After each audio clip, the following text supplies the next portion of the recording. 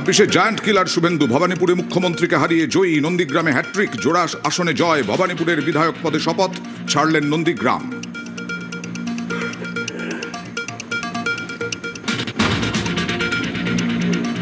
বিধায়ক পদ ছাড়লেও নন্দীগ্রামের পাশেই শুভেন্দু অধিকারী। সব প্রতিশ্রুতি পূরণের আশ্বাস।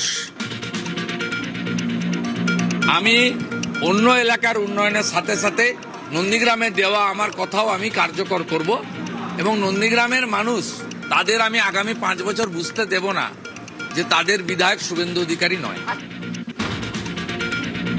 প্রাতিষ্ঠানিক দুর্নীতির বিরুদ্ধে বড় পদক্ষেপ। রাজ্যের শিক্ষা ও পুর সমবায় দপ্তরের অভিযুক্ত আধিকারিকদের বিরুদ্ধে ব্যবস্থায় আর বাধা নয়। চার্জশিট দিয়ে পদক্ষেপে ছাড়পত্র সিবিআইকে।